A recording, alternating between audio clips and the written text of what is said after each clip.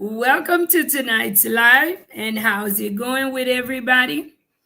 It's easy for us to believe that a lot of what the media is showing us about Haiti is solely the fault of the Haitian people. It's the Haitian people who's the sole people who are behind the destruction of what's happening in Haiti. Today, we are doing a reaction to how the US and France ruined Haiti. And I want to give credit to Bianca Grala for her recent upload, which described it very, very good. I have our guest with us. Let me bring on our guest. Pascal, how are you? Hey, how's it going? I'm good. It's good to have you here with us for us to do this reaction. I believe that this should be a great live because it should get us the talking, because a lot of us, we're stuck on the fact that why can't Haiti get itself together?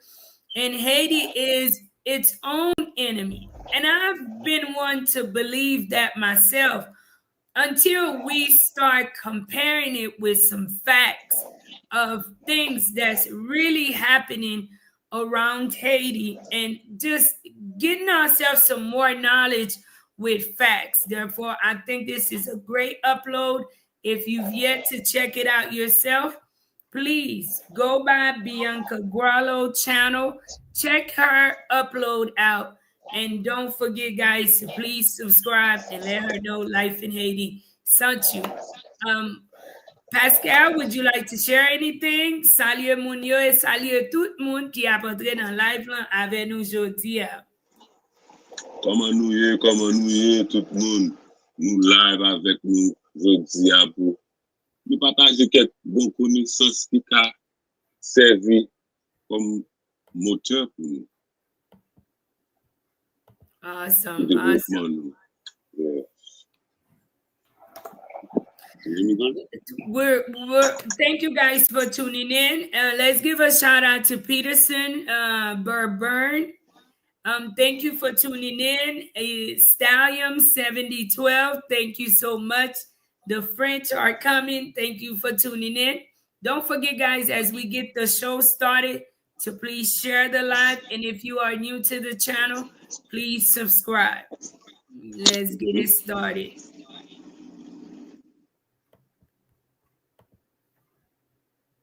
It's easy to dismiss Haiti as nothing more than a failed state. A place of extreme poverty, violent gangs, and chaos. A country that, despite so much help and billions of dollars in aid from other countries, just can't seem to prosper. But a closer look reveals a different side of the story. The story of a country of enslaved people who fought their colonizer and won, but then was severely punished for that victory. The story of Haiti cannot be told without the role of imperial powers that for centuries have extracted wealth from the country through violence. We don't talk enough about how even in recent years, countries like the United States have continued to meddle in Haiti to exploit the land and its people for profit. This is the story of how the Haitian people have been denied their full freedom and sovereignty to rule themselves.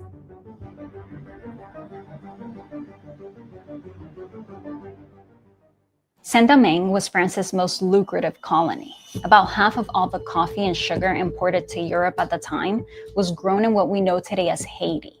It was also one of the most brutal colonies in the world, according to some historians. By the end of the 1700s, there were an estimated 500,000 enslaved people on the island. They were so tortured and abused that their life expectancy after being brought to Saint-Domingue was just 3 years. In 1791, thousands decided they had had enough, so they organized and revolted. Against all odds, they beat the French, and in 1804, Haiti was born as the first Black Republic. It was an incredible victory. Former slaves that won against Napoleon's troops to become the first independent country in Latin America. but their colonizer wasn't going to let Haiti go so easily. More than 20 years after Haiti had declared independence, France sent warships to the island. If Haiti wanted to be recognized as a country and peace of mind that France would not reoccupy them, they would have to pay their former slave owners. Haitian leaders agreed to a debt of hundreds of millions of dollars in today's money to essentially pay reverse reparations.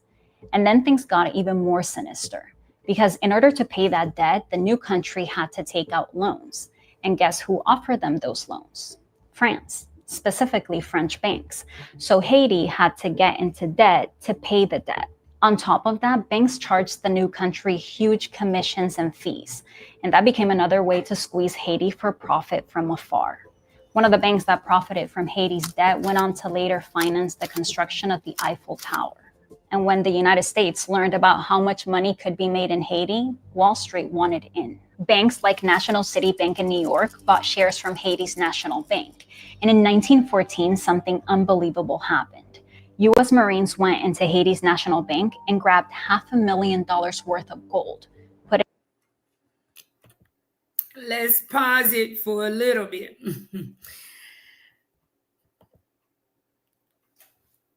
Are you with me here? I'm not able to hear you. I cannot hear you. I don't think. Can you guys hear him? Can you hear me now? I hear you now. One of the questions many of us ask is the fact that Haiti should be able to deliver itself. We see the current situation that's happening here in Haiti, and many people are always, their first reaction is the Haitian people is their own worst enemy. The Haitian people stand in their own way. I wanted to do this reaction because in today, this was, in my opinion, one of the realest uploads that I've seen about the situation in Haiti, and also speaking on some realities that most people can relate to in Haiti. Are you here? Can you hear me? Can you hear us? Yes. Okay. Yes. I accidentally pushed the wrong button. Speaking on some realities that most people, Haitian people, can relate to. The economy, our history, things that have taken place in the past that brought us to where we are at today. We have a recent election that's about to take place, and many of us are wondering, how will that take place? But from this upload, it shows that Haiti does not own itself, and that there is the hands of the imperialists, such as United States, Canada, France, who have their hands involved into everything that's happening in Haiti, and mostly everything that happens here in Haiti has to benefit them more than it benefit the people of Haiti. Do you think that foreign policies or foreign interventions have shaped Haiti's economy today, Pascal? I think. Can you hear me good? I hear you well. So, yes, I think that the fact that Haiti is in the location that it is, right? I think that that plays a huge role in the way that the country is being ran, because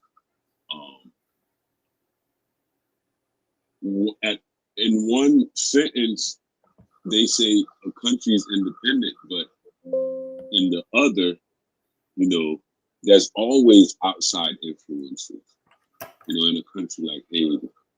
So I would say that it's really about us, right, taking ownership of the country that we have, knowing that like what we sacrificed for that country, our past, so it's us. We, like this generation, we have to take the lead because let me tell you something. In this age of social media, everything is out in the open. The way government is functioning, it used to be behind closed doors, behind the curtain. Now everything, we know how they function. We know how they make it happen. So all we have to do is take the leadership as a whole, like have a one voice, and we'll get our country back. But see me, I am in the mindset that we've been collecting.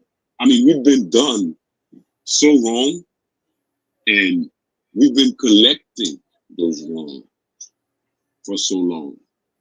Okay, now we have to take the lead as to, okay, this generation, we're gonna take the lead to change the country with us at like one voice, which is we're independent, we fought for it, we are sovereign as a country, and this is how it's gonna be. And it has to start from the pupil, okay? The little kids, they have to become more vocal and patriotic about the country that we want. See where I'm coming from? Because, like, I know, like, we could sit around and blame the superpowers, but we see other countries, okay, smaller than hold on. But I'm asking you a question from our reaction. So I don't want us to just reply based on feelings, but based on facts.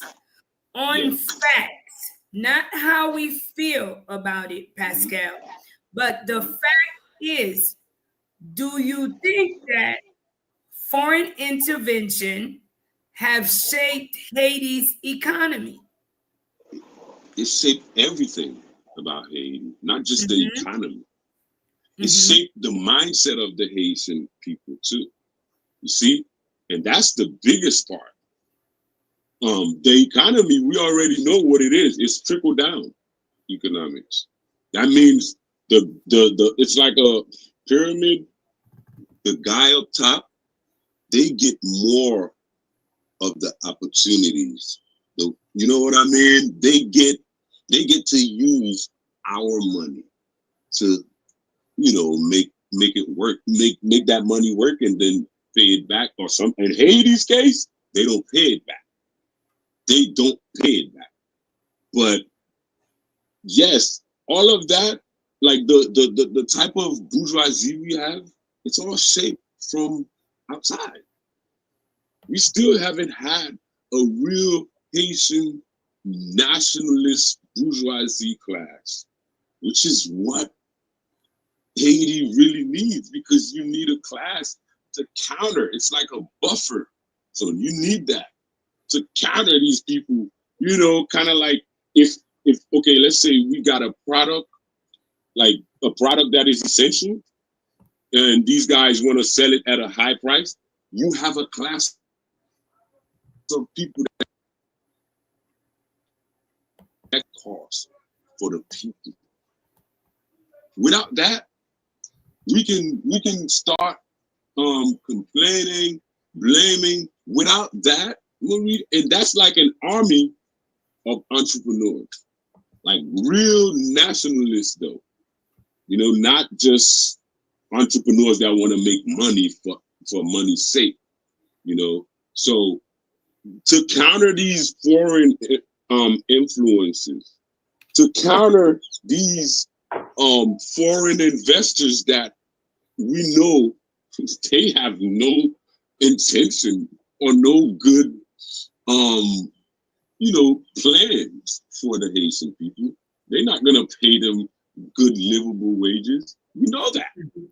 So now how do we we gotta continue. And tonight I want to do something that I haven't done in a while.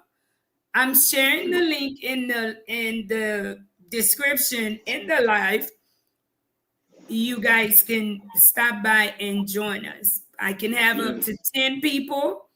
Whatever your opinion is, it is accepted. Yes. All I ask is for you to be respectful. But let's continue with the reaction. Let's continue.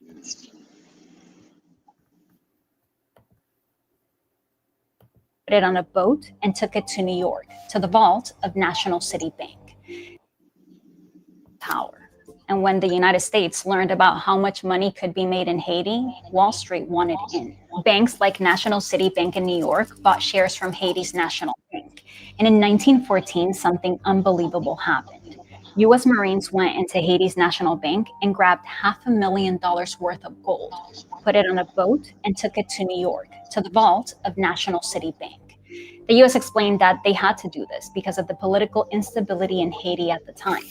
They feared rebels would take the gold, so they decided to do it first. But even after they stole that gold, Wall Street kept pressuring the US government to intervene in Haiti to make sure the banks got their profit.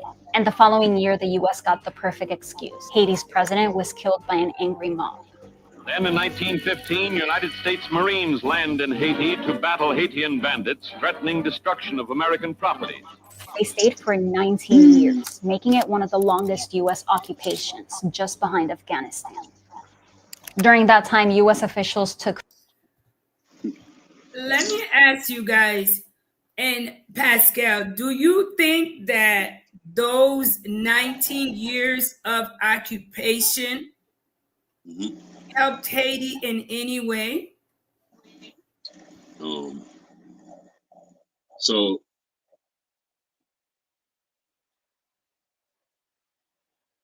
So if you want to look at it in the sense that I look at it, no, it didn't help. But it's a big but, because we have to understand around the time that Haiti was occupied, that there was a World War I. Okay, so and then Haiti was more aligned with Germany. Okay, so and then like Germany really had like a stranglehold on Haiti around that time. You know, the stories that we hear about those time with Germany is like, I mean, it's mind-boggling, you know, how they had control over the Haitian government, the Haitian legislature, and all of that. So that's what really the occupation was about. But it was about solidifying, right, the geographic like connection, because no superpower like, just like right now what's going on with Russia and Ukraine, no superpower would want a rival to have access in that back door or in that, front yard. So that's the logic. But of course, anybody who suffered from oppression, occupation, when you have an army telling you what to do, when you can come out, when you can speak, or what you can say, that will never be good. And it will never be right. I'm just trying to keep it a buck, and that we suffered enough of that. That's why I come with that, less victim mindset now, because I believe that the fact that we survived, right, all of these atrocities, I think that makes us a special people. And we have to show that. We have to prove that with our action moving on, moving forward. So that's the mentality. And it starts with the individual, And to go up to the leadership position, Haiti needs better ambassadors, people that will speak life into the Haitian being, right? Haiti, yeah, like, because we're not alone in our struggles in the world. You know, we're not alone. Let's make no mistake about that. And we've suffered enough, and we're still here. So my message would be like, the individual have to realize that what we've been doing, or what I've been doing, what the individual have been doing in the past is or was not working, did not pan out right. One second, Pascal. Let me get in Italian Stallion. Thank you for tuning in. How's it going? Everything's going good. It's good to have you stopping by with us. Thank you for tuning in. And also, Mr. Swells, thank you for tuning in. What are your thoughts on the reaction so far to what's happening to Haiti today? Hold on one second, Swells. Hold on one second. Italian Stam, are you able to hear me? Yeah, I mean, I've been seeing different articles. What specifically are we referring to? You're referring to the black, was it Blackstone or whatever it is, wherever that group is. Blackwater. Blackwater? No, we're not talking about the Blackwater right now. We're doing a reaction to what happened to Haiti recent upload. Okay, I'm not okay. I have to plead ignorance because I'm not familiar with it. Okay. Well, give me 1 second. You can watch as I replay some of it to pretty much catch up. Swells, how are you? I cannot hear you. Please turn on your mic. All right. Let me continue playing this upload that we're reacting. Let's go.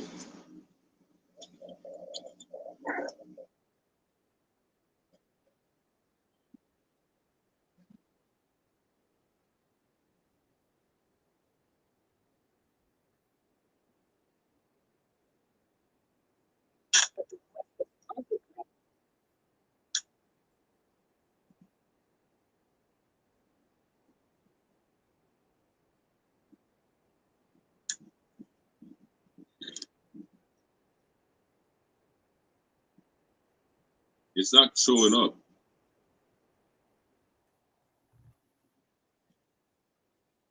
Overwhelming majority of the news we get about Haiti focus on gangs. Were you guys able to hear? Now, yes. Fault of National City Bank. The U.S. explained that they had to do this because of the political instability in Haiti at the time.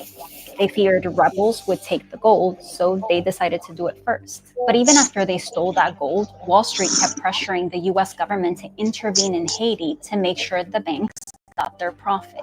And the following year, the U.S. got the perfect excuse. Haiti's president was killed by an angry mob. Then in 1915, United States Marines land in Haiti to battle Haitian bandits, threatening destruction of American property. They stayed for 19 years, making it one of the longest U.S. occupations, just behind Afghanistan. During that time, U.S. officials took full control of Haiti's finances and forced the country to take on more debt. I say forced because even after Haitian officials said they didn't want another loan from a U.S. bank, American officials insisted and then installed a president who would agree. Just to be clear, at this point, Haiti was a sovereign, independent nation, but the U.S. was occupying it, managing its finances, and making sure U.S. banks got paid. According to a New York Times investigation, Haiti was spending more paying debts to National City Bank and its affiliate than it was spending on the country's government-run schools. National City Bank still exists, by the way. Today, its name is Citigroup. The reason I wanted to make this video is because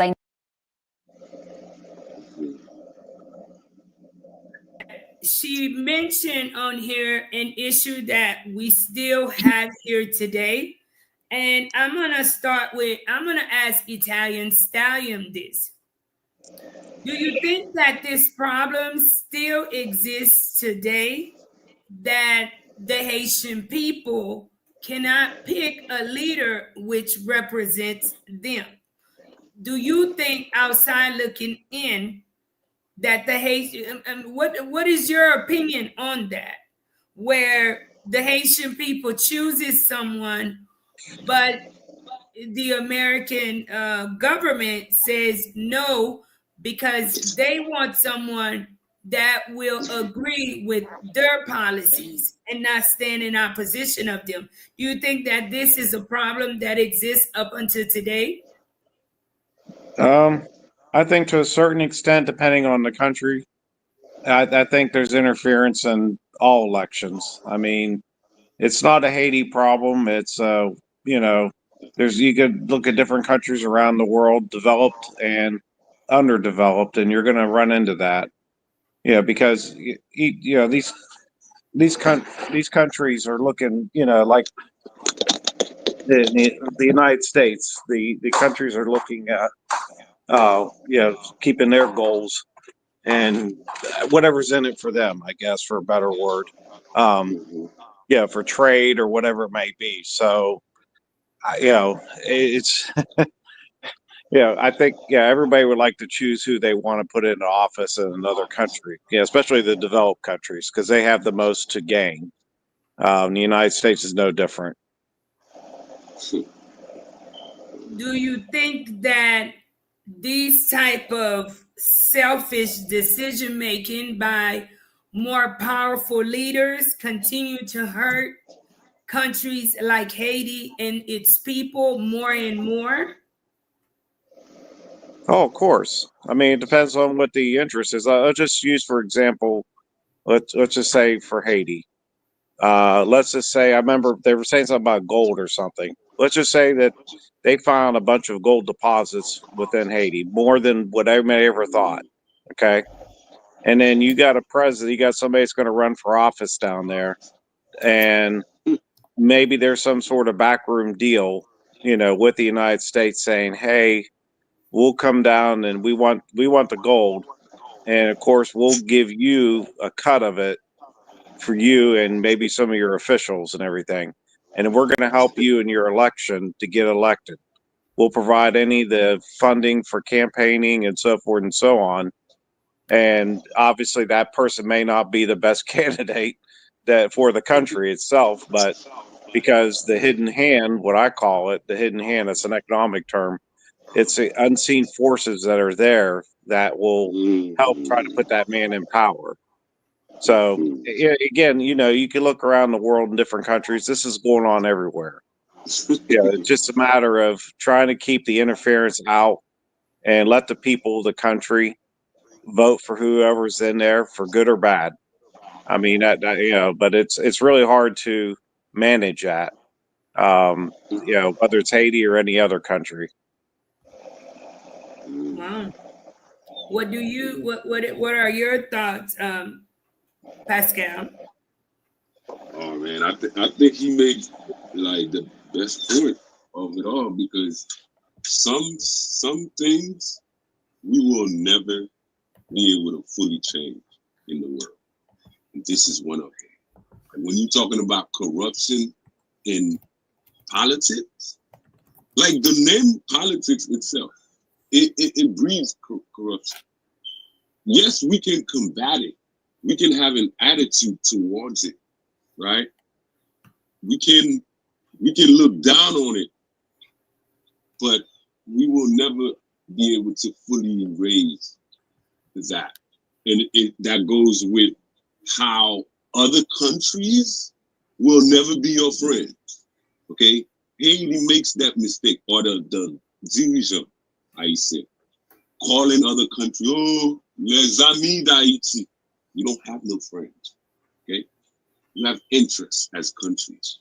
So my thing is that I hope we can build enough courage, and we can build enough of the people's character and values that we can, right, confront those forces, those outside forces, those dark forces that will always be there.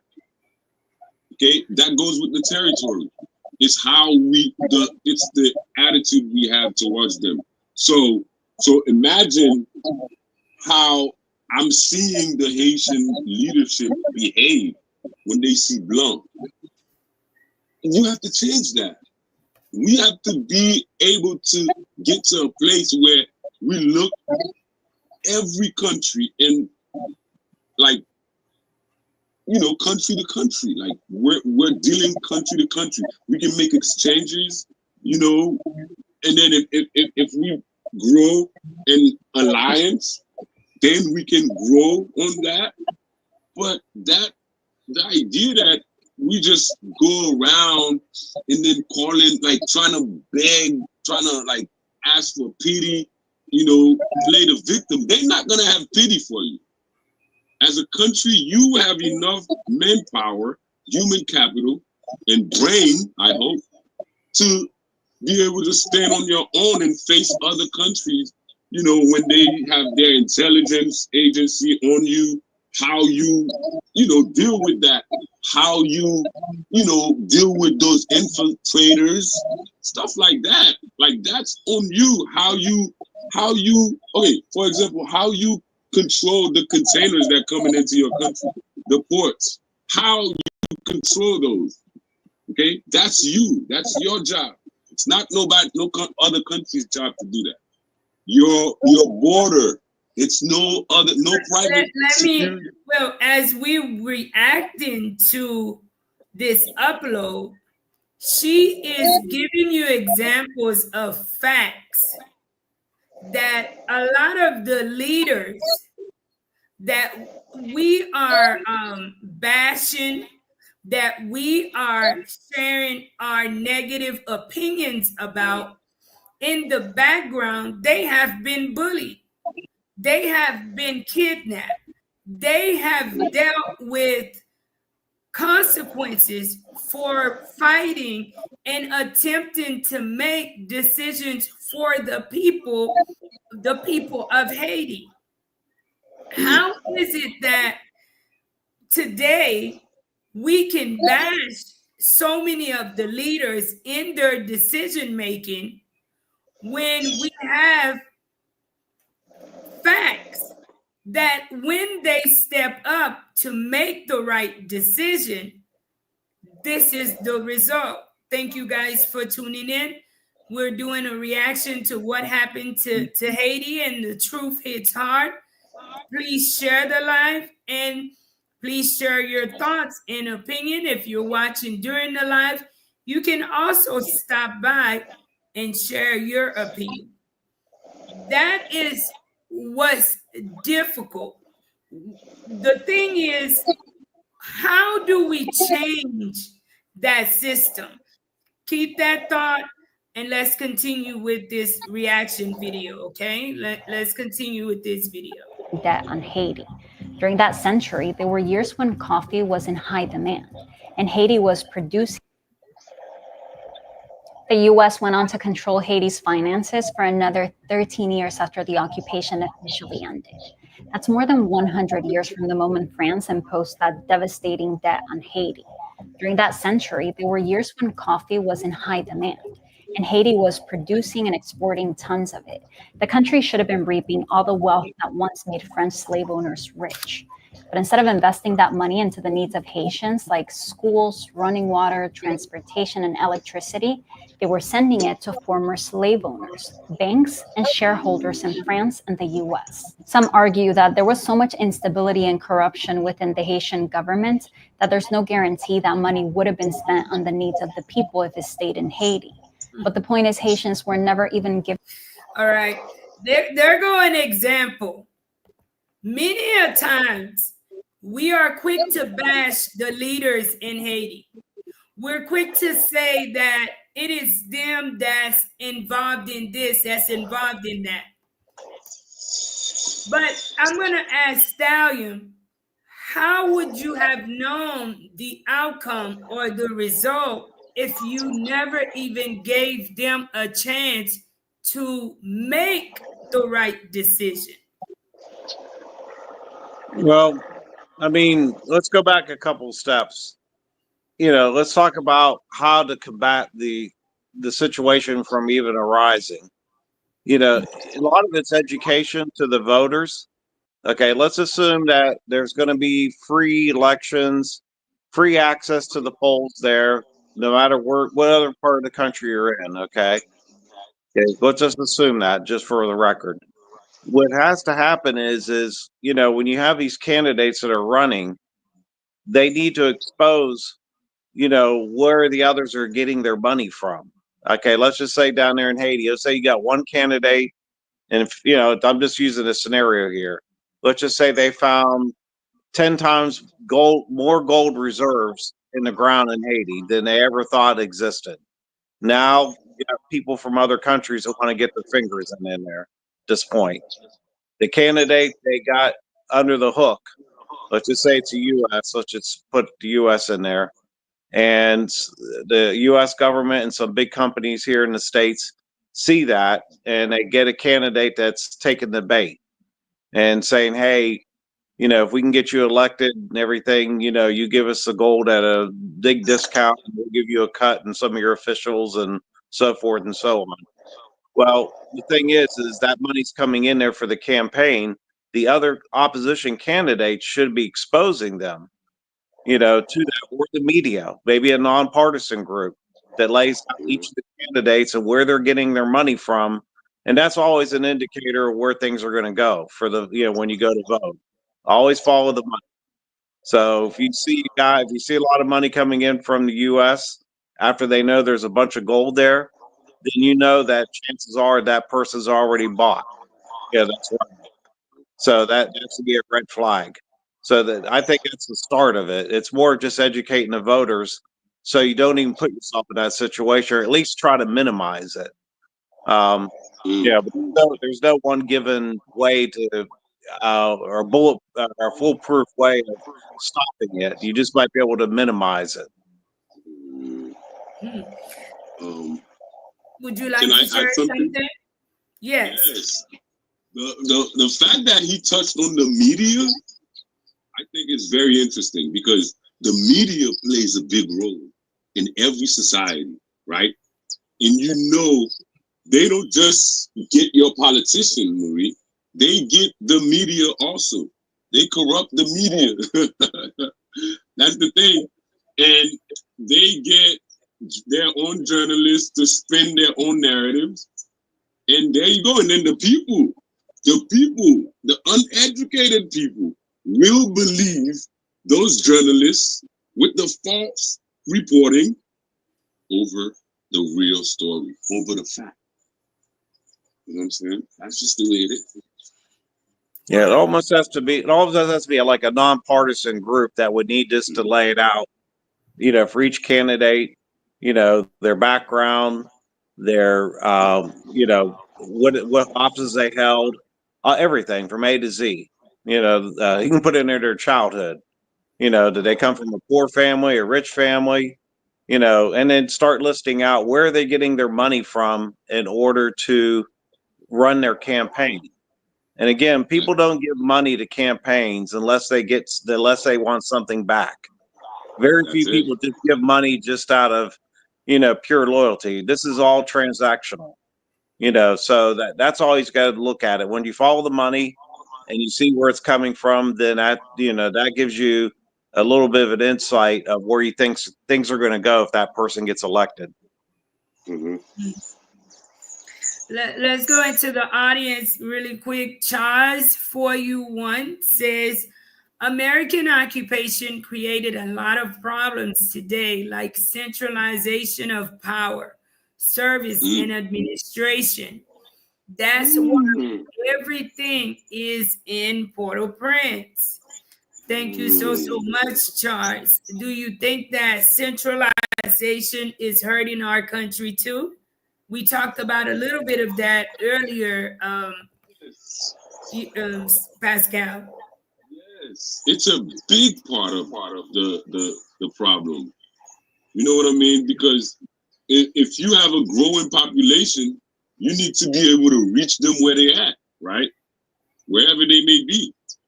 And Haiti's government or LETA cannot do that efficiently. They cannot do it. They haven't been able to do it.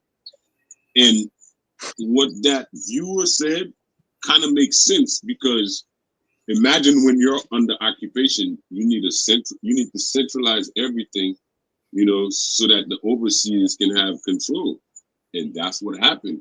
And they never grow out of that. It seems as though they never turn the corner, because you have to transition from that style of administration to being able to effectively, right, reach the people and deliver to them.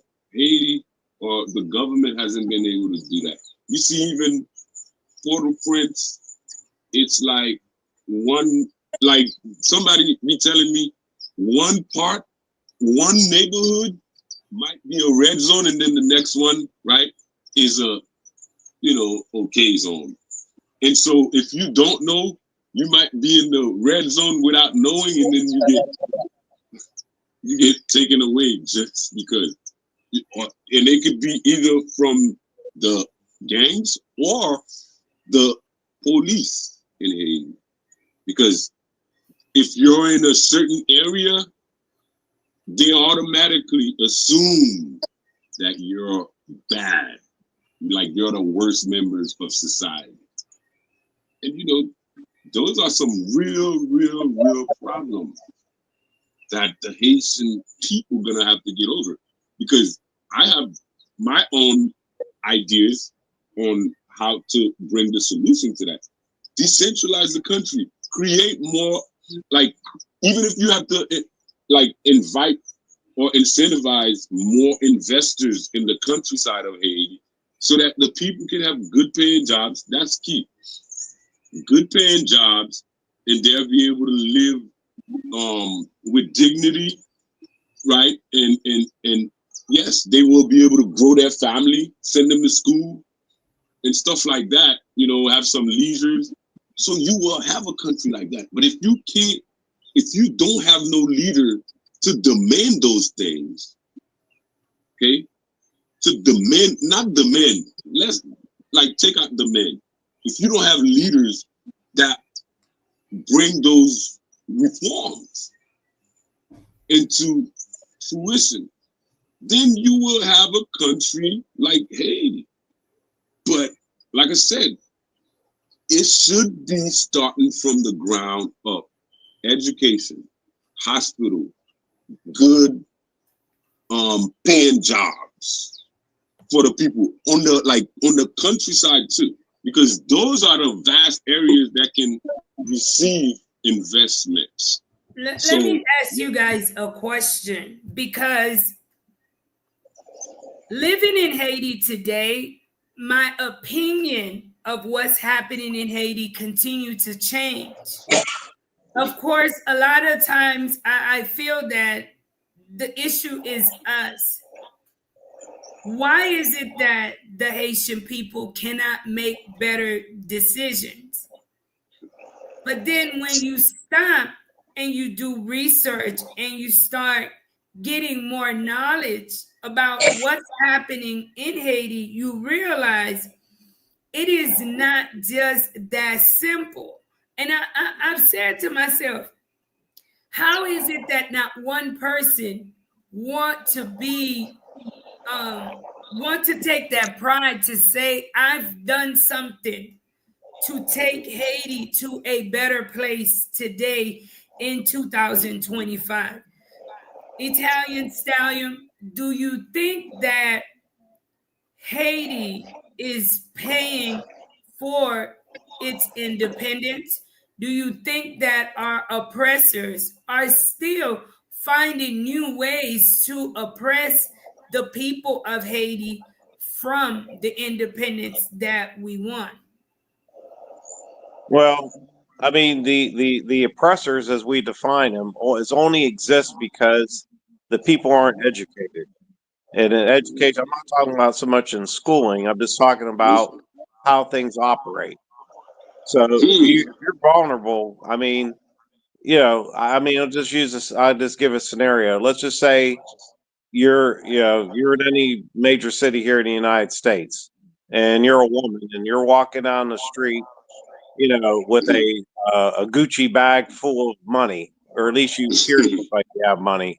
Okay, and you walk into a bad neighborhood, you're going to be vulnerable. Now, if she was educated to the sense, hey, you don't walk around with a Gucci bag with a bunch of money in it in a bad neighborhood at night, then she wouldn't be there to start with.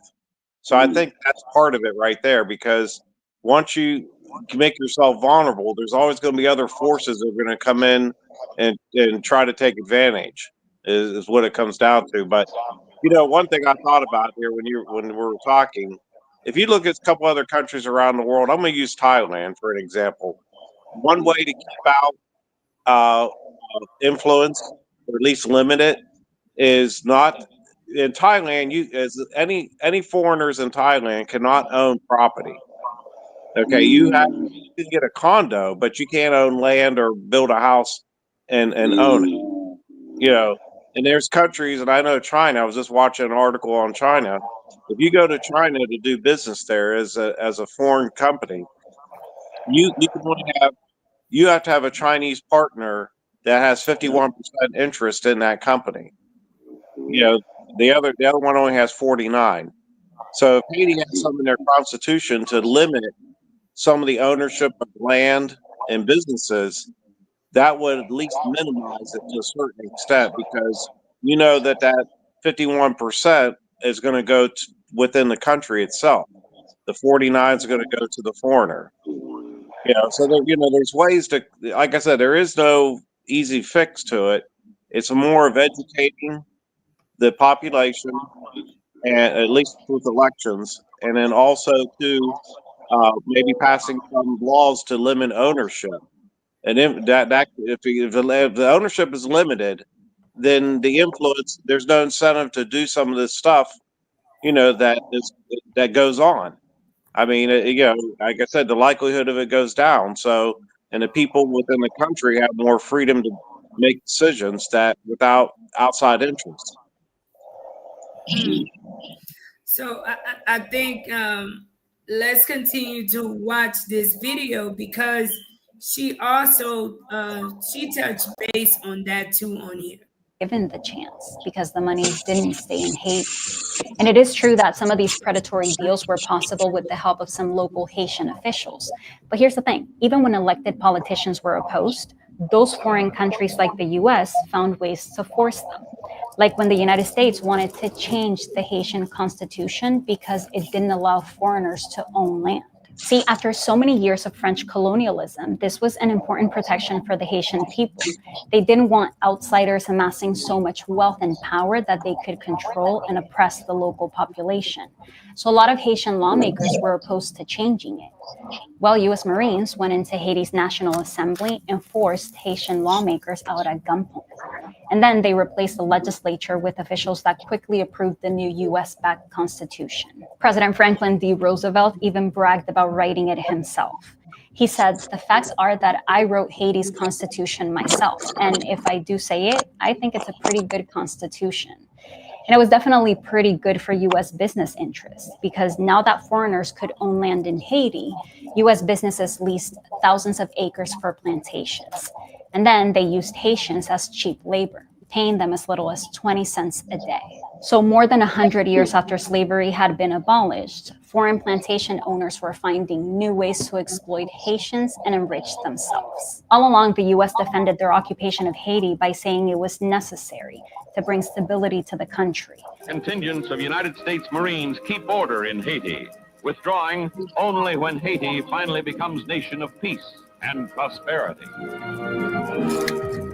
There was one U.S. Marine who later regretted what he did in Haiti and other countries. It was a Marine general that led the operation to force Haitian lawmakers out of the assembly. His name was Smedley Butler, and he said this about his time in the military. I was a racketeer, a gangster for capitalism. I helped make Haiti and Cuba a decent place for the National City Bank boys to collect revenues. Butler gave that speech in 1932. And here's where you say, well, that was a long time ago. What does that have to do with what's happening today in Haiti? Well, that practice of meddling in Haiti's politics to serve Western interests has not stopped. After the US occupation came almost 30 years of a bloody dictatorship. The Duvaliers, first Papa Doc and then his son Baby Doc, ruled with brutal force. But they enjoyed US support because they were allies against the threat of communism in the Caribbean. Instead, the Duvaliers provided a climate beneficial to US corporations. That's minimal taxes, low tolerance for trade unions, and starvation wages for workers. During the dictatorship, the manufacturing industry grew in Haiti. At these factories, Haitian workers made the baseballs that players used in the Major League and the Sesame Street stuffed animals and Disney t-shirts sold in US stores. But those workers were paid the lowest wages in the Western Hemisphere.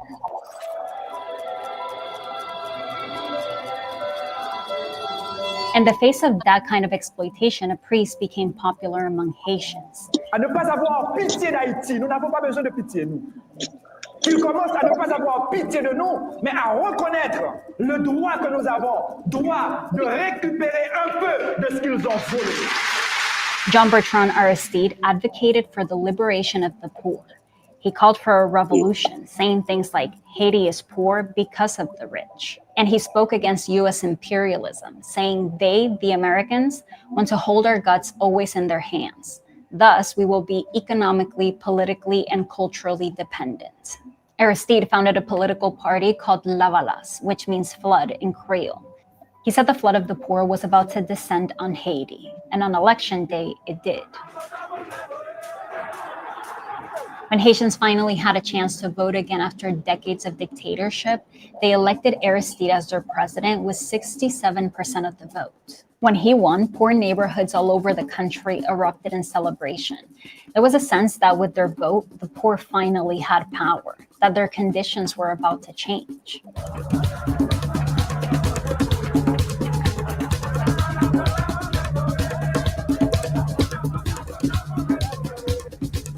But the celebrations were short-lived. See, Aristide wanted to increase taxes on the wealthy and take away power from the Haitian military.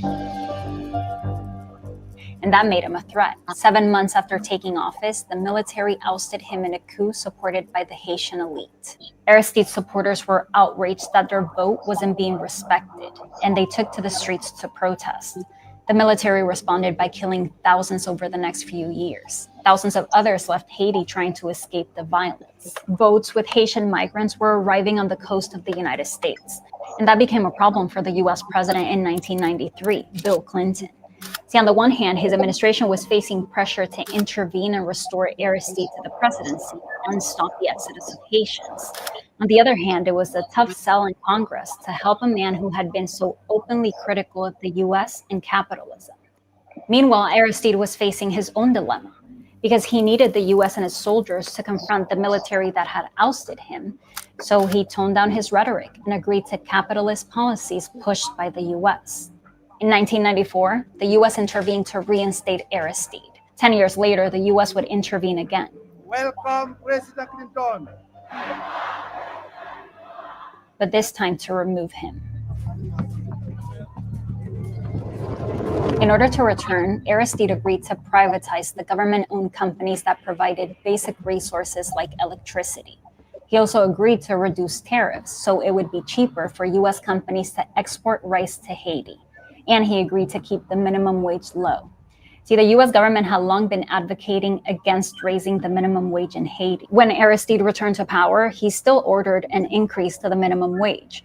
But the hike was so modest that it didn't even make up for the sharp rise in inflation the country had seen after the coup. The increase meant workers would be making the equivalent of little more than $14 a week. In the 90s, activists from the US traveled to Haiti to document the conditions of workers who made Disney t-shirts. On $14.40 a week wages, this is how you live. 3 families call this home. $14 is almost how much the activist said Disney was charging for a single t-shirt at the time. And workers were required to work on thousands of them in 1 week. Do they know how much this sells for? No. 390 goods.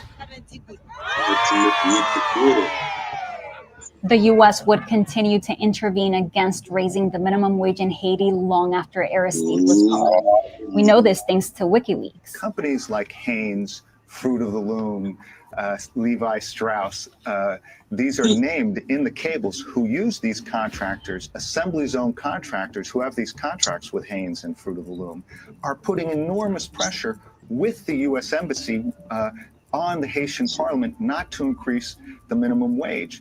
That was in 2009, when Barack Obama was president and Hillary Clinton was Secretary of State. It turns out the Clintons have been heavily involved in Haiti in the last few decades. Remember I told you Bill Clinton was the president that helped Aristide return to power? And that one of the conditions to help him return was that Aristide dropped tariffs on US rice. That meant that it was going to be a lot cheaper for US farmers to send rice to Haiti. So the country was flooded with rice from the US. Haitian rice growers could not compete, and many were pushed out of business. Clinton actually apologized for this in 2010. It's maybe been good for some of my farmers in Arkansas, but it has not worked. It was a mistake. It was a mistake that I was a party to. I am not pointing the finger at anybody. I did that. I have to live every day with the consequences of the lost capacity to produce a rice crop in Haiti to feed those people. Meanwhile, in Haiti, Aristide was losing support. Unions and grassroots groups were disappointed in him. They accused him of selling out to U.S. interests. But he still ran again for president in 2001. And in 2003, Aristide did something that shocked Western nations. Il nous faut, premièrement, restitution, deuxièmement, réparation. Aristide formed a commission to study how much the debt Haiti had paid to France had cost the country in today's money. They concluded the figure was $21 billion, and Aristide demanded that France pay it back. He said, "What beautiful schools, universities, and hospitals we will be able to build for our children. How much food we will have in abundance." Aristide's demand scared France, because if Haiti could demand reparations, so could other French colonies. So the government reacted by dismissing it. But they also sent French representatives to Haiti to improve relations. Those representatives went to Haiti in December 2003. 3 months later, Aristide would be ousted from power again. See, Aristide was facing a lot of internal turmoil. He had lost the overwhelming support he had in the 90s. His government was accused of violently cracking down on protests. His supporters were accused of murdering opponents and members of the press, and his officials were accused of corruption. Armed groups were planning to oust him again. And once again, the US and others seized on the opportunity of internal instability. To be perfectly clear, Amy, I believe that this is a group that is armed by, trained by, and employed by the intelligence services of the United States. And as they were closing in, US officials offered Aristide a flight out of the country. Both French and US officials said they intervened to save his life, but Aristide later said he was kidnapped. What we do know is that the leader of a movement that had once carried so much promise for Haiti's most marginalized and isolated was out. And US and UN officials would continue to intervene for years to keep it that way. WikiLeaks revealed that top officials discussed how the, quote, Aristide movement must be stopped, according to secret cables. After the coup, UN soldiers occupied Haiti. Once again, outsiders were in control. What has followed is years of more meddling to install leaders that elites in the international community want in power. The result has been one crisis after another. Right now, there is no elected government in the country, and the power battle.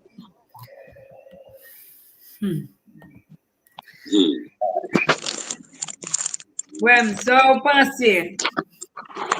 What do you guys think after watching it?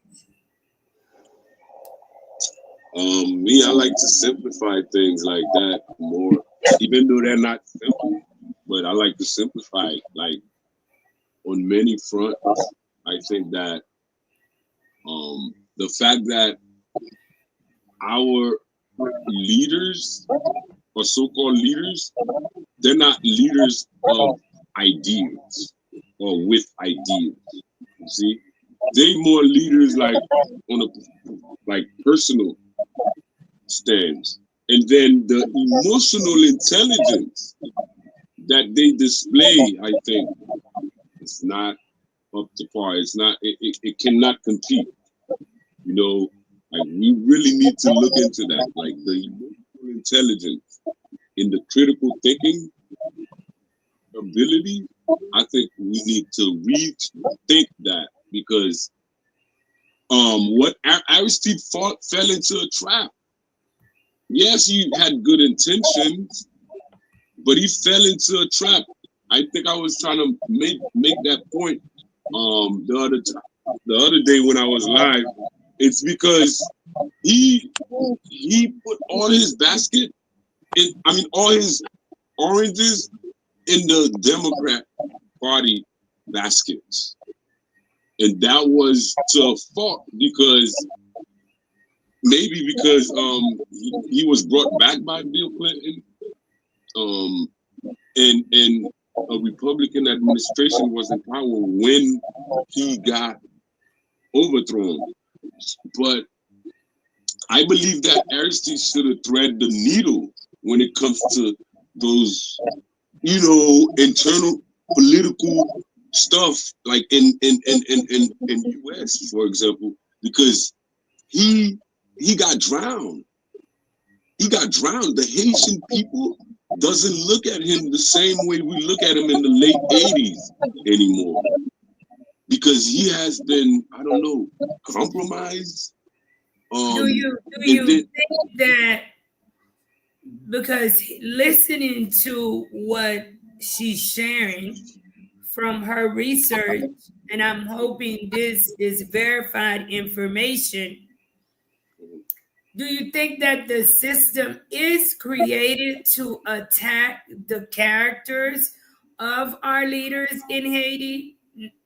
Yes, I believe that. Yes, I believe that. But I still believe that we can overcome that with precision, and then with the education of our people, you know, political intelligence of our people, because Aristide had the people behind him. Aristide had the people support. He could have done so much. He could have done so many things with that support that he had. You see, because Jovenel didn't enjoy that support that Aristide had. You see where I'm coming from? Aristide had the chance. He was in power, then come back. He got brought back and then got re-elected, supposedly, even though everybody was claiming it was fraud in 2000. But the thing is, he got elected. But the biggest mistake I think he made was disbanding our army, right? The army, you don't disband a country's army. Hold on one second. Let me get Italian stallion opinion too. I'll come back to the army, but Italian stallion, what are your thoughts? Well, I mean, again, it's a lack of, education among the people. I mean, not knowing, there's a lot of stuff that's... Hold on. Let me just ask the question to you too.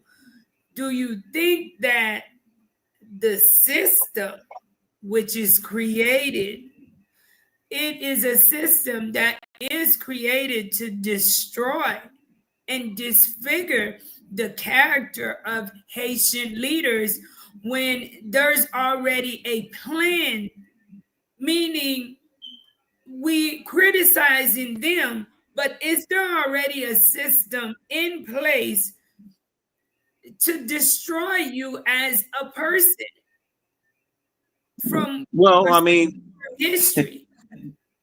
I mean, yeah, the system is there, but who let it happen? Like I said, if there's law, if you're willing to go and change laws to destroy yourself, I mean, nobody theoretically could come in there unless somebody's letting them come in. I mean, it's just like if you get on a flight and you go through the airport, you go through immigration, they have a right to refuse you and send you back. But if I'm paying somebody off and I'm here to do some harm, then who's the one that let me in? It was somebody within that country. So, the leadership, they just have to have more, more backbone. Is what it comes down to, because they were literally changing laws or not putting stuff in place, that would make a better living for the people. I mean, minimum wage. I mean, that was, that's a no-brainer there. If that's true, what they said, he was supposed to increase the minimum wage for the people, and it really should have been. And I'll tell you what they do. I'm in Ohio. When we have public projects here, we have what we call prevailing wage. Okay, prevailing wage. Basically, if there's taxpayer dollars to build roads or any infrastructure, that let's just say roads, they have to pay a certain rate, way higher, a livable wage for those companies to do business. If they were to do something like that in Haiti, saying any foreign companies that come in there, it's only going to be minimum wage. You got to pay a prevailing wage to do business in this country. If you're a foreign owned, even if it's at 49%, where the 51% is owned by a Haitian citizen, you have to pay a certain level of wages to do business in this country. You just have to stand fast on what you believe in and not be influenced, and that comes down to the elections and the money. If you do something like in the UK has taxpayer funded elections. No money can come in. They get a certain amount of money allotted. You use that money to go out and campaign or whatever else. There is no super PACs. There is no sliding in to influence people or pay them off. I know they had the elections over in Ghana here last year. And they were literally, the party that was in power was literally trying to pay people off to vote for them. To keep power. They lost power now. The other parties in there, but they're, like I said, those influences. You can pass laws or stuff in Constitution to remedy some of this. Things only happen if you let them happen. And that previous president, obviously, he let it happen. I mean, and guys, are we also being fair to the fact of what history has taught us? When a lot of these guys, I recall watching an article where a president brought in a company to come in and to dig oil for us and to see, hey, how much resources does the country have, or do we have it? Is it a rumor?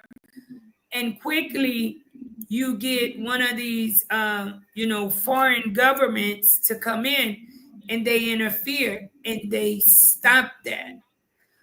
The minimum wage, where President Aristide knew that it was wrong and that people in Haiti were being taken advantage of in the worst way.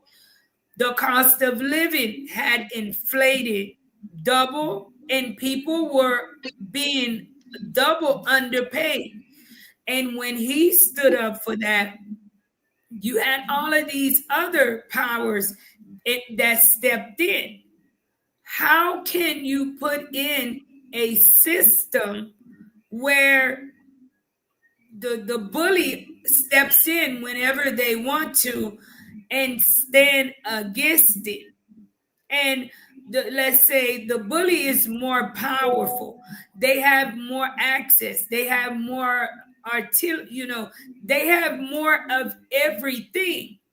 Because yes, you're saying to put a system in place. And normally, when I speak to some of my American friends, it is very difficult to explain what is happening here in Haiti because it's not normal.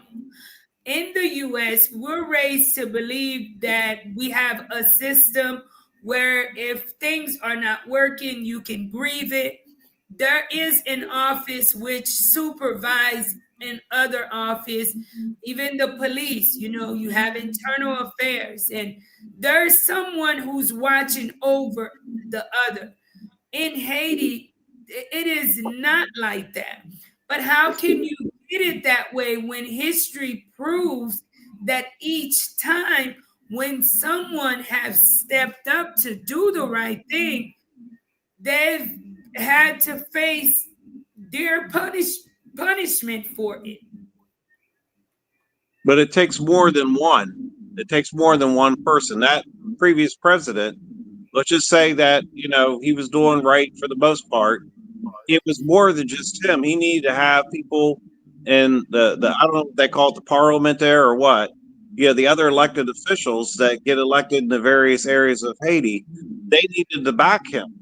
It comes in numbers. Not one person's going to stand up there and say, I want to do this and this and this, even though he's the president. And in most countries around the world that are you have elected officials, elected presidents, most of them don't have control to do everything they want all the time. They got support of legislators. So in this case, he wanted to do these things. Obviously, he didn't have enough support in the legislative body to either prevent what he wanted to do or endorse it, because of all these external factors.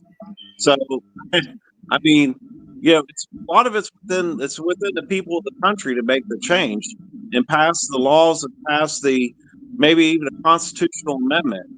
Constitutional amendment, you could just you put a constitutional amendment in place. Let's just say, for example, foreign companies cannot own more than 49%. You have to have a Haitian partner, which owns 51%. And in order to change that constitutional amendment, once it's in place, you need, let's just say, 2/3 of the vote in the legislative body to override it. You have to have something superior to put in place, create enough barriers. So, certain families, certain money sources, and everything else, they really have to pay off a whole lot of people in order to get, maybe in that case, a constitutional amendment removed. And it could be, it could be that minimum wage. It's a constitutional amendment saying we're going to minimum wage is going to be this amount. If you're a foreign company, you have to pay a prevailing wage. If you're going to manufacture underwear, whatever it may be. And in order to remove that constitutional movement, you need 2/3 of the legislative body to implement. Once you create enough barriers, then that minimizes the amount of influence. And like I said, the people are more in control of this. But the problem with that is the fact that the legislatures is like totally bought and sold by these families that control the economy. And so if they don't want a president to do something, all they have to do, and that's another thing, all they have to do is spread money like around the population to get them out to stand against that president's project or that president proposal. So that happens in Haiti in many cases. So you can even look at the electricity sector. There are three families that control the electricity sector. So they have their private companies, and they supplying, or they complementing the already existing state electricity grid. Well, these guys, they literally managed to get the officials to sign over these state-owned power grid, right? And now they basically own those. That president that got assassinated was literally in the process of retrieving those state properties, and he got assassinated in that process. You see, and those state properties would be very useful for the Haitian people. Like electricity is like it intertwined with multiple industries. So therefore, electricity The fact that they paid some Haitian actors to burn some electricity poles, that tells you how much they can manipulate the people of Haiti. They made the people of Haiti stand up against a measure that would allow them to get better quality oil, gas for their car, stuff like that. They can manipulate the people so easily to the point where saying that the people can do something to get them out of that misery is false, because they haven't proven it yet. They can only be easily manipulated. They make them believe lies over truth. So that's why you see, like, no one can have the right mechanism to bring about that change that Haiti needs, because the people are so busy in trying to get food for their stomach that they don't care about the other issues that affects their lives. Right, but that goes back to what I just said from the beginning. The people, once you have to educate the people of what the BS is, and the more that the emphasis is on that, then they can vote out. Providing there's free elections, vote out those legislators that were being paid off. But it takes a group now. You always have to have a block of people. I don't know how many legislators they have in that country, but let's just say they have 100. In order to make a movement, you need probably at least a third of a block of legislators that are going to do the right thing. And but that's coming from the people itself. To get those people in. And it just comes down to nothing. Freedom is not free. Independence is not free. You have to put some effort out in order to achieve it. And that's the way I see it. You have to get off your bootstraps and get the right people in there, but it's just not one like this president. You need a lot of people that can that have that same mindset, keep some of that BS out. That's what it comes down to, in my opinion. Yeah, education is the key. I believe that the people needs to be educated about everything that's going on so that they can make better decisions. But who's gonna educate them is the key question, because the Haitian education system is influenced by outside, right?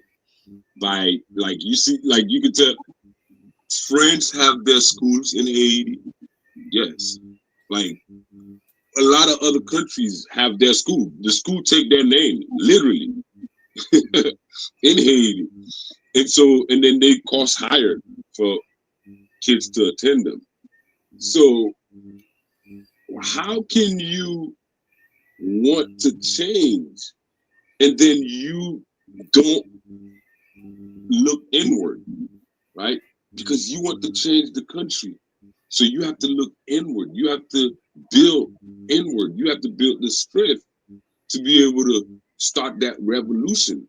It just won't happen overnight, like the way most Haitians think. But if you start with a brick, put one on top of each other, like the movement Marie is doing, that's a brick. That's a huge brick. Okay. So to change the mindset, once we change the mindset, the rest will be like effortless, like domino effect, But right now, the people are, even the politicians too, they do it for money, for personal interest. That's key. They do it so, like, they could be in a party this time around, or they with the president, they will flip, they will turn over that president just because the opposition offered them more money. And the opposition, if they don't like if they don't like what the president is doing for the masses, the higher, like the the more bourgeoisie class will be in the opposition. So that's why they be getting more money in the opposition of an elected government in Haiti. So that's how they can destabilize an elected government so that they can buy the politicians that would align with the president, you know, and get the country to go the way it is now. In a transition where you have no way out, you don't see the light at the end of the tunnel. And I can guarantee you, there were so many people out in the streets protesting against the elected president, right? There were thousands, hundreds of thousands. But now you have an unelected government, transitional government, in power for going on 5 years now. Or 4, yeah. 4 years, 4 going on 5. Nobody take the streets. Why? Because the financiers are not putting money behind no oppositions. This is what they wanted. The transition to where there's no control and they could just run a buck with everything they want, do anything they want. This is what I think the people of Haiti needs to be educated about. Because if you choose democracy, choose it all the way. Don't half-step it, because it will give you what you having now. You know what I mean?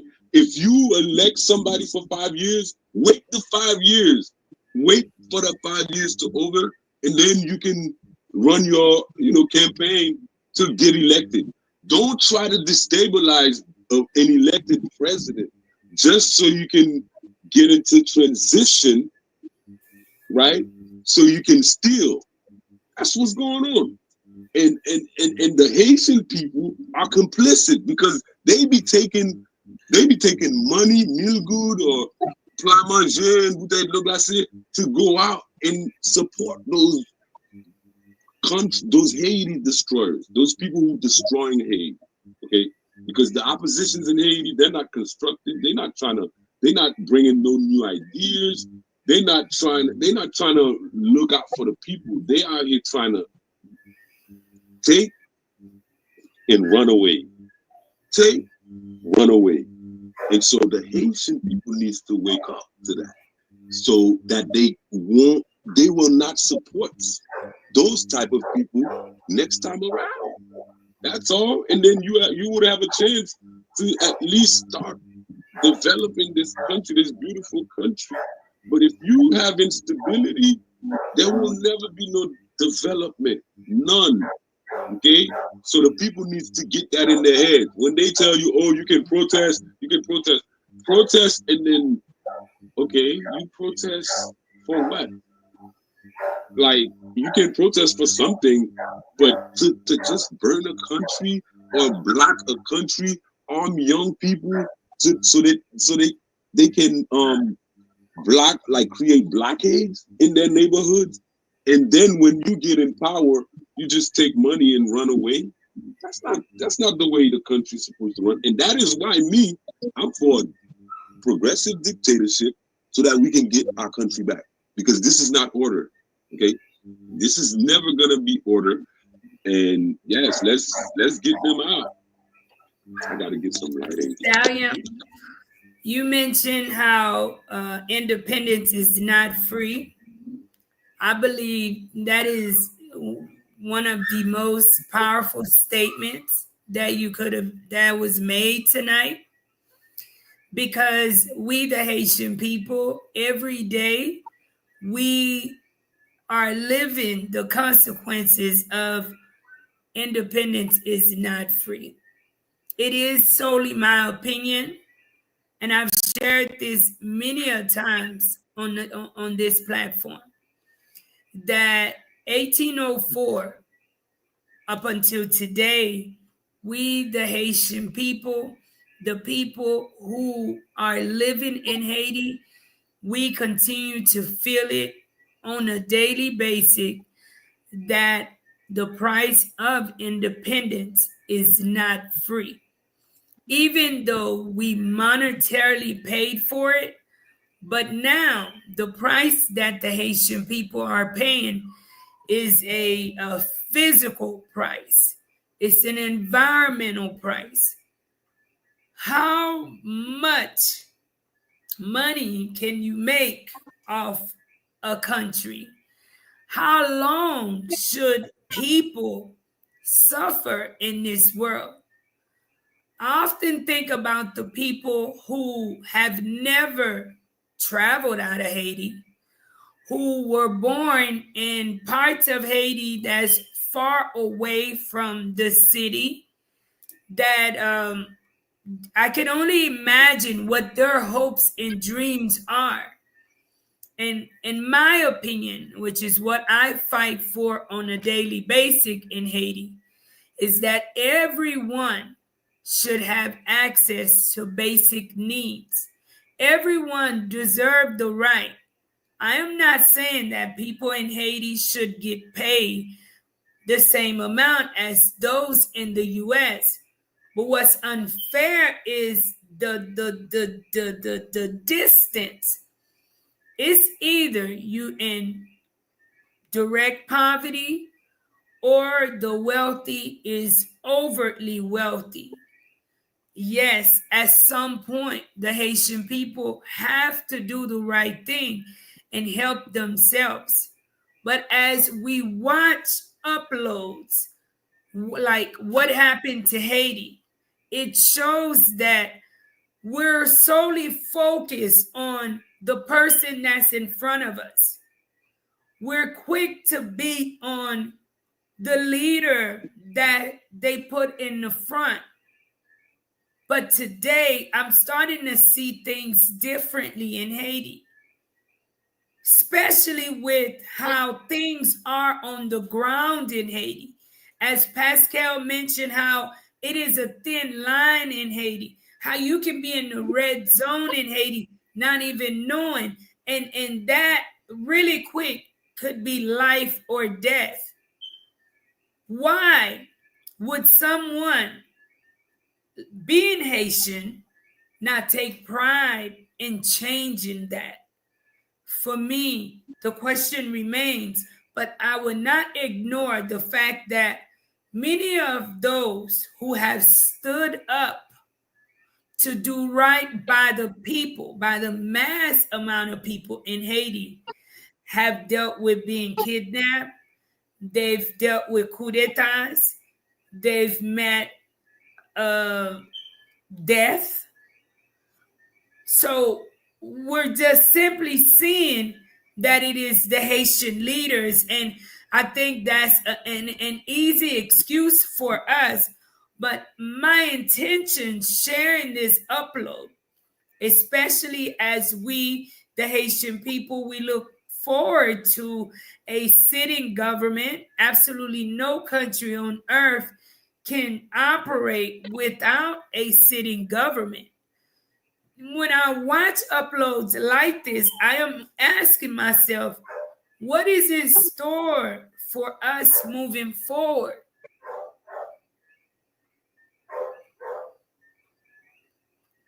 Are we waiting on another catastrophe? Will it be someone put in place against us again? Why does it always have to work for the others instead of the people of Haiti? Mercedes says, but why stand against the president proposal if the proposal will help the people? Because it doesn't, I cannot hear you, Pascal. Because it doesn't, now I can. Because it doesn't, if, example, if minimum wage is raised, then when companies come in to exploit, they will have to pay out more. And to pay out $1 more to Haitian people, obviously it's the wrong thing for them in their opinion. And because we know that they have more money, they have more education, they have more access, more power, most likely that's what ended up happening. Do you want to know what I believe happened with that situation? What I believe is the fact that when those companies come to Haiti, what's on paper is usually not what's really applied. So so basically what should have went to the people will either go to the consultant, okay, the middleman, okay, and that's facts. The middleman will get that. So the people left with the dirty bags, right? And so how do we counter that? Because we know how government works with private companies all over in the US, right? They give the private companies incentives to hire people and pay them. Okay? Because when you hire those people, will come back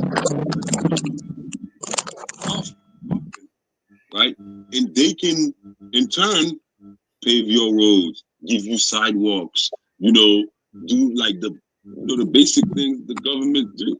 But in Haiti, it seems as though there's a rupture. See where I'm coming from? I'm just being somewhere there's a rupture to where the link is not connected. You see where I'm coming from? And the people left with the lesser. And that's bad. All you need is to find those practices and step them out, because that will never benefit the people. Like I said, the government should not be a beggar of the private sector. The government has the power to print money. The government can incentivize the private sector to hire more people and pay them better.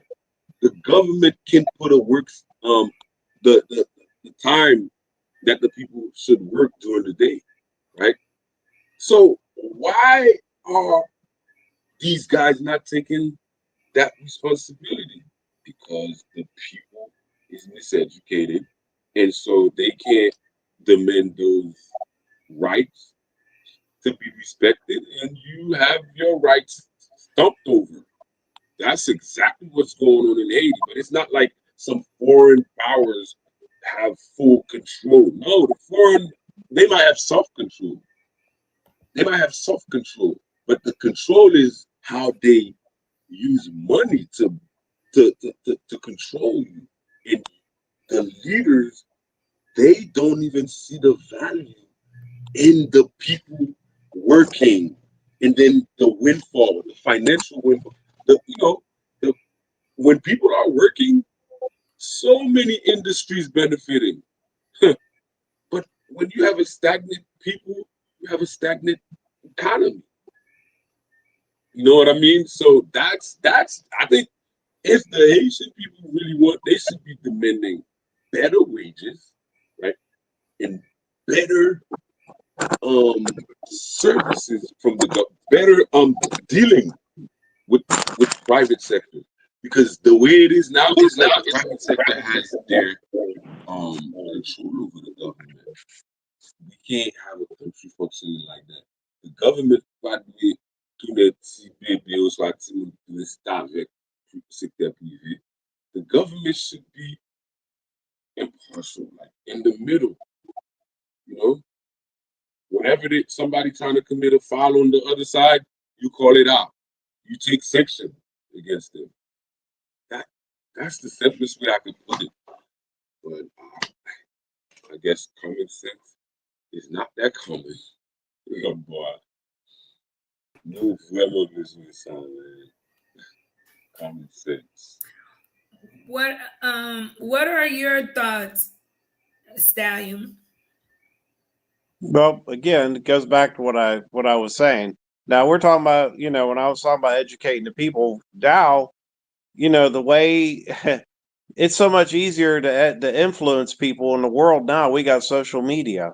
You don't have to go out and knock up on doors and walk the streets and everything else. I mean, that's a noble thing to do, but if you're trying to do a movement to get masses to look at things and be educated about what's going on, social media is the cheapest, fastest way to do it.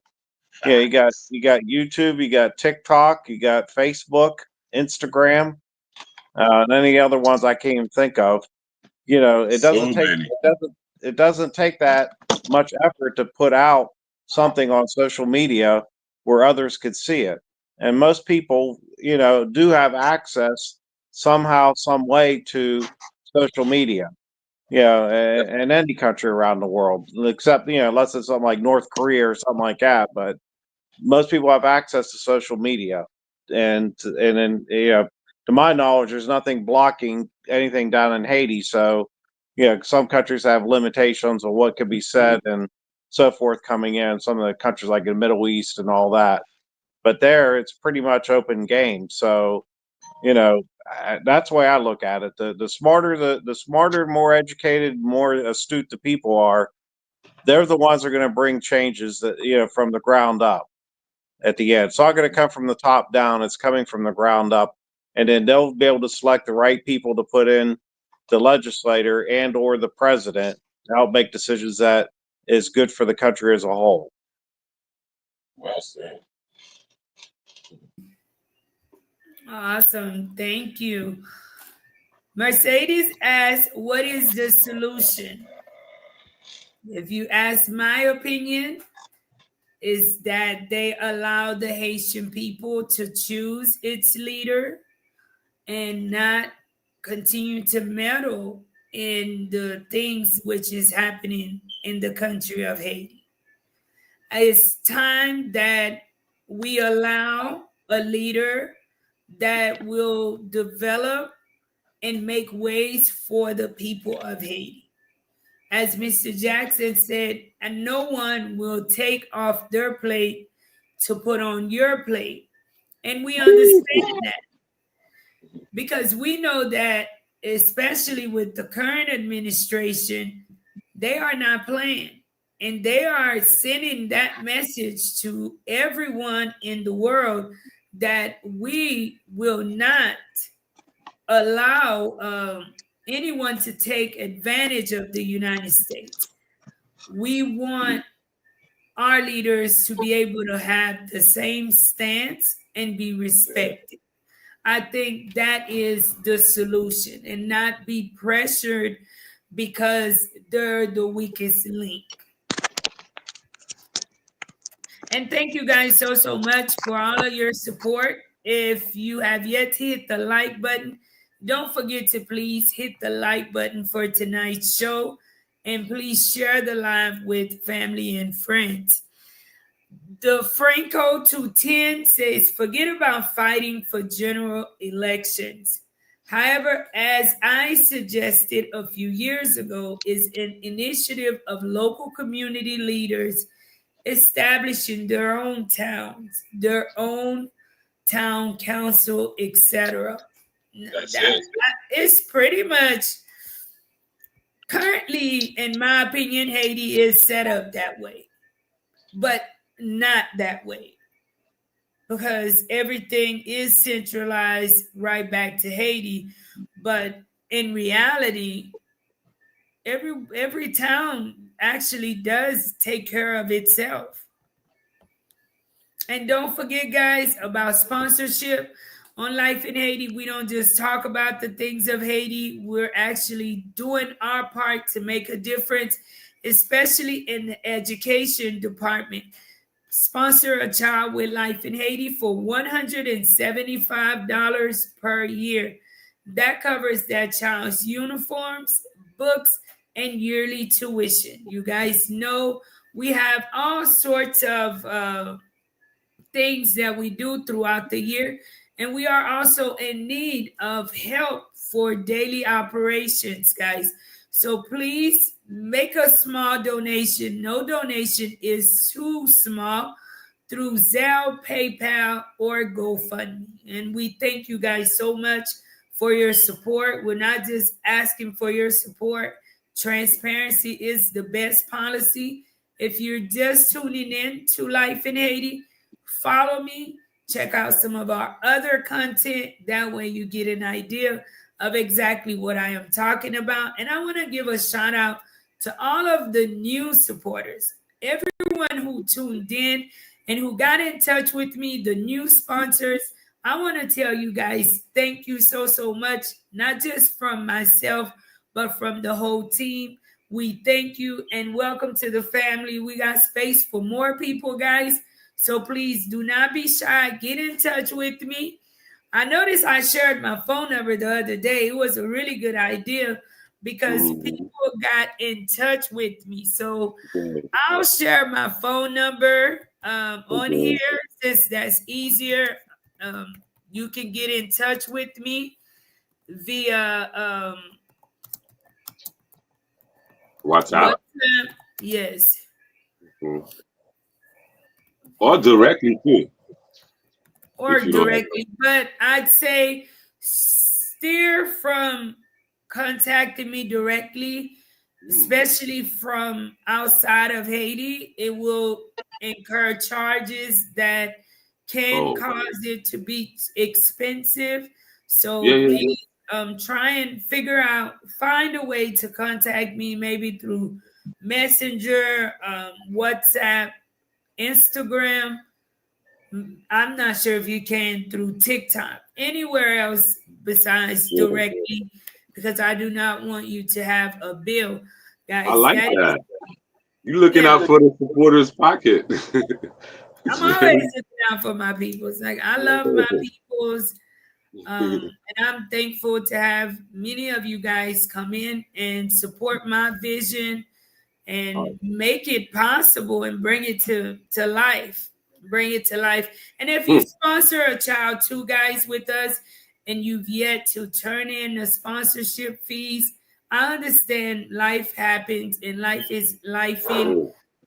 Please, guys, get in touch with me as we are pushing to have the materials out before early September. We want to push to, give out the fabrics. And I don't want to do it like issuing it out as they come. That's too much of a responsibility. As you guys could see, I have not been really putting out content. It is a lot.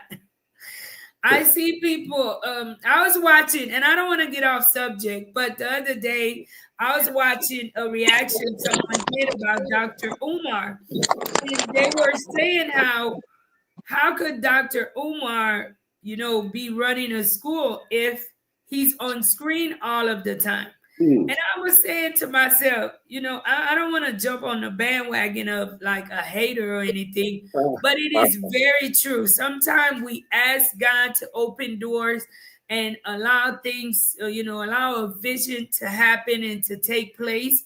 And I'm telling you guys, since the opening of the center, it is a lot of work. So those who are true supporters of Life in Haiti, who loves me, don't forget, guys, to continue to share the channel with other people. Share with family and friends and co-workers about the center sponsorship. Know that even though you may not see me in front of the screen, that I am always at work.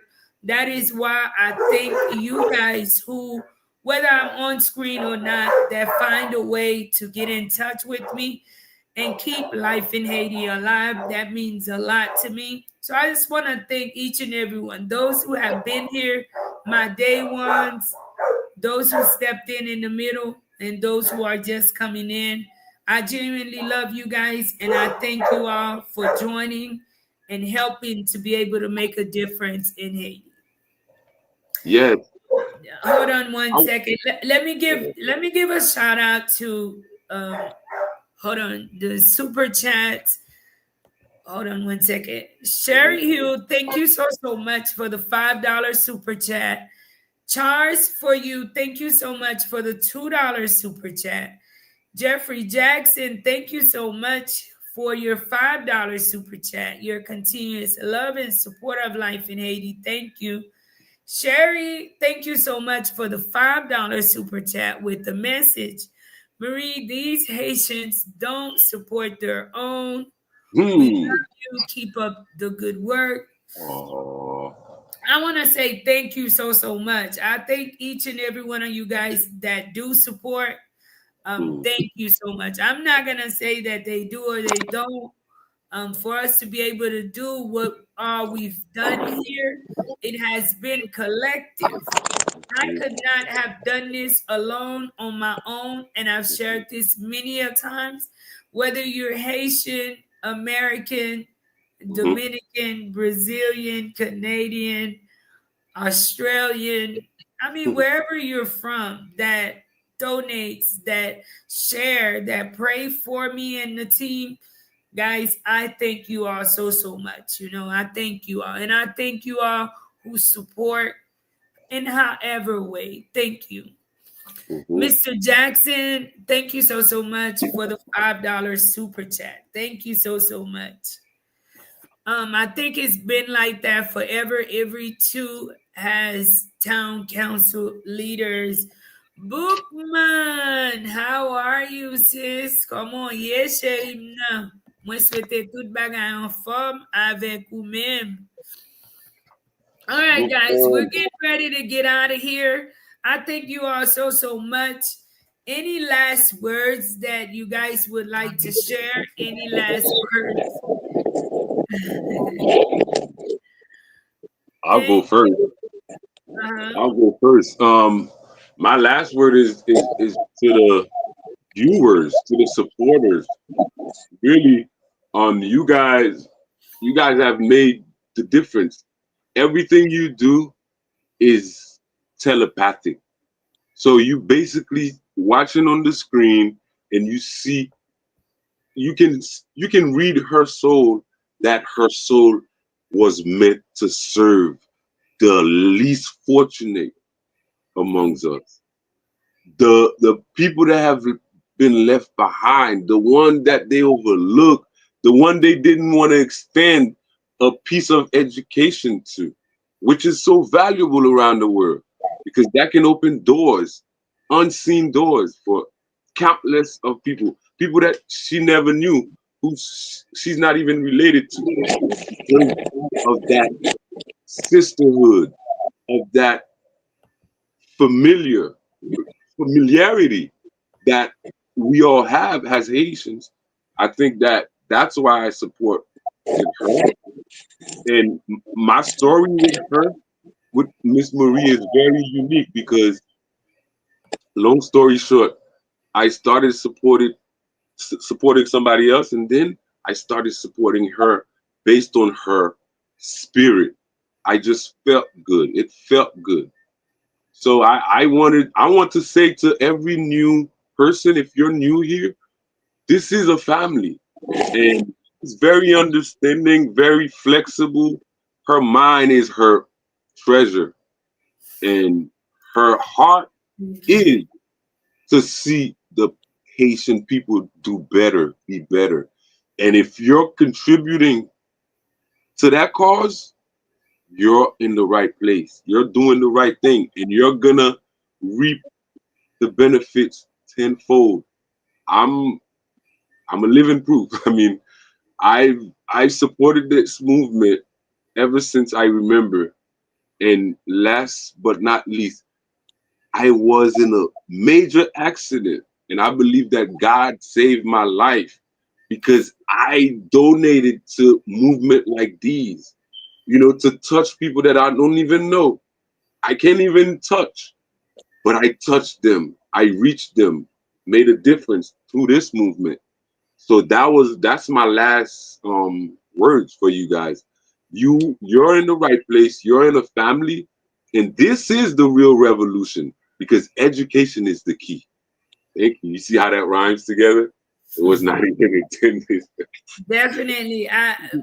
We have too many intelligent children in Haiti being left all the way behind, being completely ignored, not given a chance at all because of the fact for generations and generations, the hand that's been dealt to them has been a bad hand. And I thank you for such a high compliment. I was just having a conversation with a friend before coming on live and sharing. I could have never imagined my life turning out the way that it is. And I'm just thankful. Therefore, now I'm pretty much like, I go with the flow and I tell God, just take the lead, because at times what I was envisioning for me was not, it didn't align with what he had, and he had plans, and I'm thankful.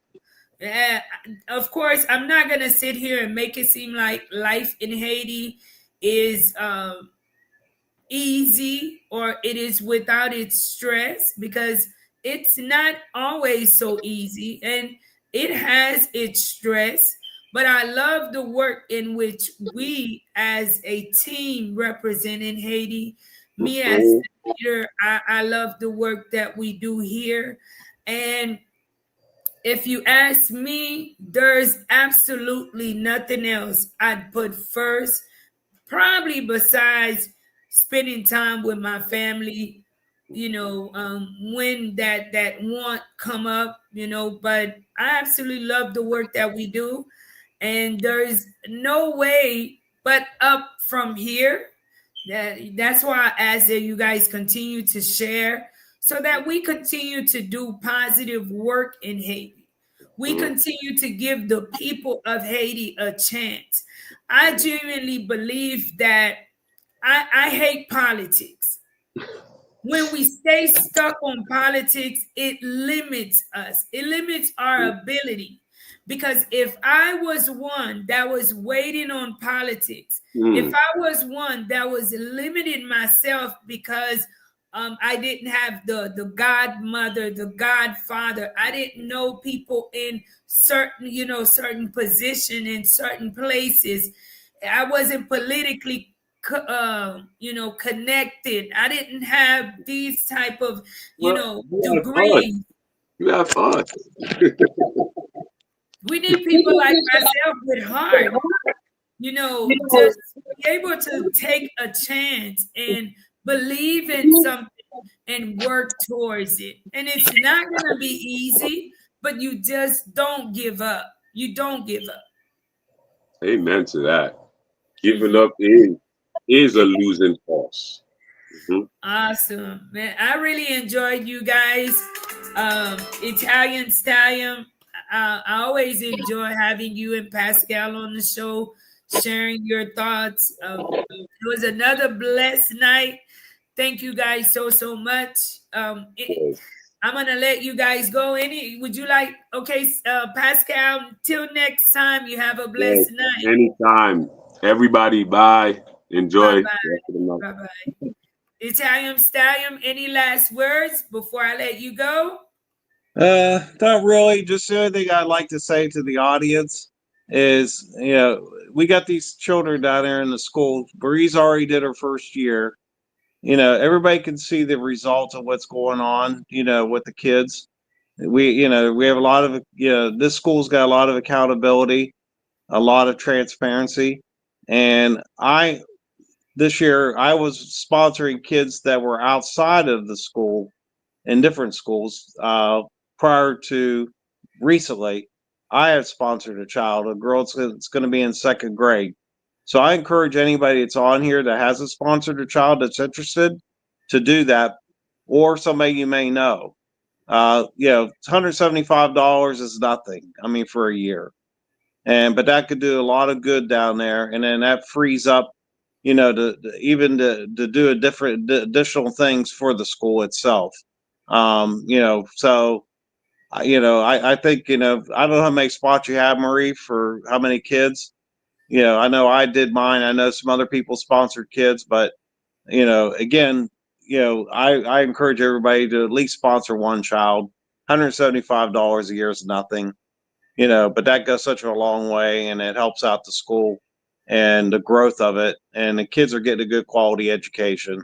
She's got the right staff there, and they're learning English, which is a big thing with me. So the one I sponsor, I'm personally going to put up a little bit more money to get the girl a little bit of tutoring, even off to the side, because I like to see her. Anybody I sponsor, I want them to be very proficient in English, because I see that as a gateway to have a better life. Thank you so much. And you've been with Life in Haiti as a supporter. Do you realize since the first day I've been on YouTube, you've been a supporter of Life in Haiti, Stallion? Yeah, I forgot time flies. And I thank you so much. I really do. I thank you for putting up with me on my good days, bad days, boring days, hot days. I thank you so much. Thank you, guys. You have a blessed one, okay? All right. You take care. You too. Bye-bye. Let me give a shout out to Charles for you one. Thank you so much for the $10 super chat. Thank you so much. Thank you guys so much. Mercedes, thank you so much, my sister, for the $10 super chat. You are doing an amazing job, Marie. It all works because of you. Thank you, guys. You guys give me the credit, but I want to tell you guys it all worked because of you all. This year, if you get in touch with me, become a part of the family, you will see it took a lot of work. And I have some of my peoples who work in the background with me that I'm constantly in touch with, constantly bothering. She know who she is. Even Mercedes, guys, you guys made it possible too. So I'm thankful that God blessed me with health and enough energy to be able to get up on a daily and get the job done. And I love it. And I thank you guys so much for giving me that opportunity. I'm thankful for each and every one of you guys who stayed on the reaction with me. One thing I've realized is before we talk bad about someone, let's find out what they're up against. I remember even our past president, when I first came into Haiti, not knowing much about Haiti or its politics and, the culture, people, growing up in Texas with Haitian parents, I would hear a lot. Somehow, I just was a little bit standoffish and picking sides because I knew enough to say, before I criticize someone, what are the facts? And that is the reality we, the Haitian people, must keep in mind, is that we may be quick to criticize someone, to criticize each other, when in reality, that person may genuinely want to do the right thing. And that is what's difficult to accept in Haiti as I learn more and more about the history.